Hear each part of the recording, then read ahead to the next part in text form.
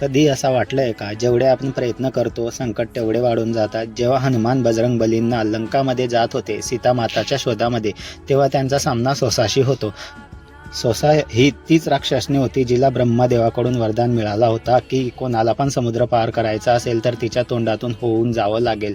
सोसा बजरंग बलीच्या समोर येते, बोलते तुम्हाला पुढे जायचं असेल तर माझ्या तोंडातून होऊन जावं लागेल. सोसाच्या तोंडात जो गेला तो तिचा घास बनून जायचा, म्हणजे जेवण बनून जायचा. मग हनुमान बजरंग बली 5 योजन साईज शरीराची वाढवायचे, तेव्हा सोसा पण शरीराची 10 योजन साईज वाढवायची. तसाच हनुमान बजरंग बली जेव्हा जेव्हा साईज वाढवायचे तेव्हा सोसा तेव्हा साईज त्यांची वाढवायची. मग बजरंगबली एकदम लहान होऊन जातात, शरीराची साईज छोटी करून घेतात, सूक्ष्म होऊन जातात आणि सोसाचा तोंडातून जाऊन बाहेर येऊन जातात. मग चॅलेंज तर हाच होता की सोसाच्या तोंडात जाऊन बाहेर यायचं. मग सोसा बोलते मला देवी देवतांनी पाठवला होता तुमची परीक्षा घ्यायला. या स्टोरीमध्ये जी सोसा आहे तीच आपल्या लाईफमध्ये अहंकार असते. आपल्या लाईफमध्ये जे प्रॉब्लेम येतात ते आपल्या लाईफमध्ये टेस्ट घ्यायला आलेले असतात, जिथे दुनिया तुम्हाला बोलते की तू किती मोठा आहे दाखव.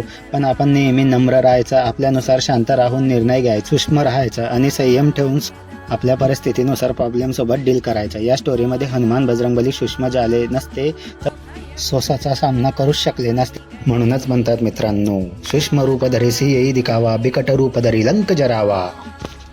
तर कशी वाटली मित्रांनो स्टोरी? जर स्टोरी तुम्हाला आवडली असेल तर लाईक, शेअर आणि कमेंट नक्की करा.